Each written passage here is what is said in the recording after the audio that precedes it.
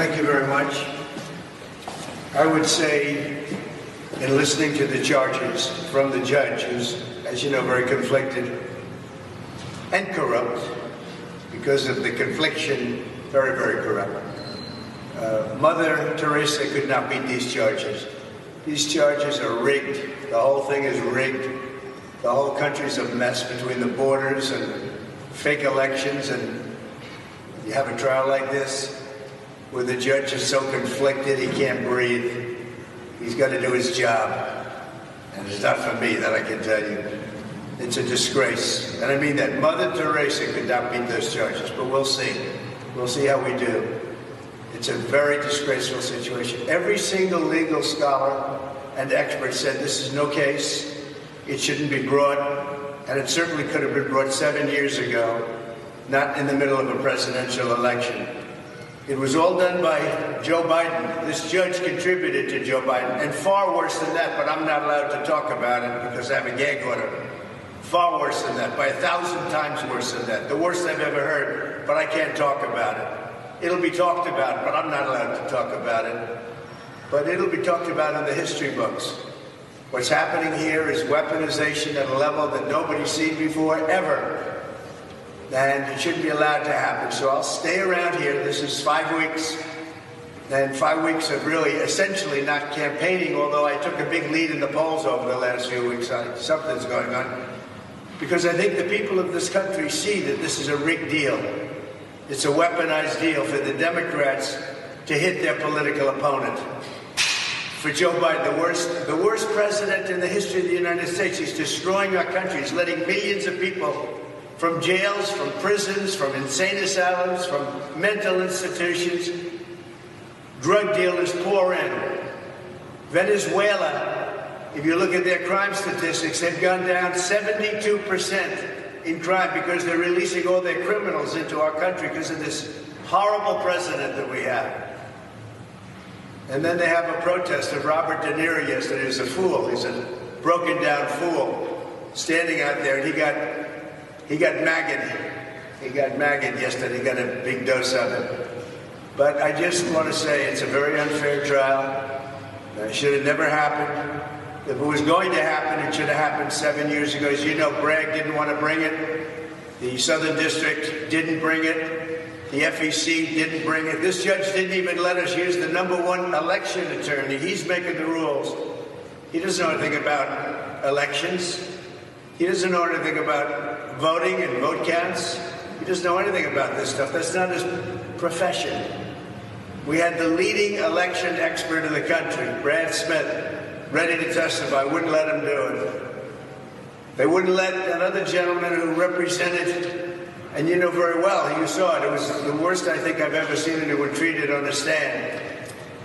Bob Costello wouldn't let him talk about all of the hundreds of emails that he was sent by a gentleman, another gentleman, who I can't mention because I'm gagged.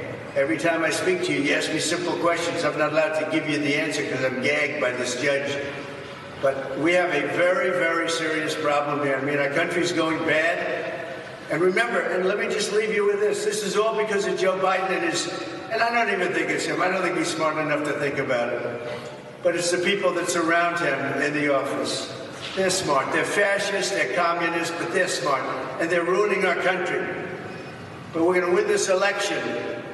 November 5th is going to be the most important day in the history of our country. We're going to take back our country from these fascists and these thugs that are destroying us with inflation and with everything they do, how stupid they are, allowing 15, 16, 17 million people into our country, totally unvetted, totally unchecked. We're going to bring back our nation November 5th. Remember, most important day in the history of our country. In the meantime, this trial is rigged. Thank you. Would that mean you think of yourself more holy than others?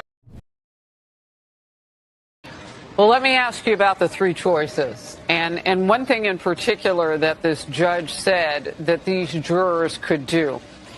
He just delivered what is being called really the pinnacle of all of this. He said that there is no need to agree on what has occurred.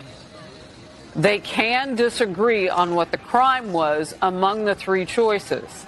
Thus, this means that they could split 4-4-4, and the judge would still treat them unanimously. What does that mean? Yeah. Well, it's really outrageous because in a normal criminal case, every statutory crime has what we call elements of the offense. Like in a bank robbery case, it's, you have to rob. It's got to be a financial institution. You have to show intent. Those are the things the jury has to agree on unanimously that they were proved beyond a reasonable doubt. Here, what we're doing is taking the element that actually makes this a felony, because remember, falsification of records is normally a misdemeanor in New York. What makes it a felony is that you're concealing or committing another crime. And here the judge is telling them they don't have to agree about what the other crime is under circumstances where that not only is what makes this a felony, what makes it a 4-year potential prison penalty rather than a year or less, but it's also what gets us into the courtroom, because if this had been a misdemeanor, the time to bring this case would have lapsed in 2019.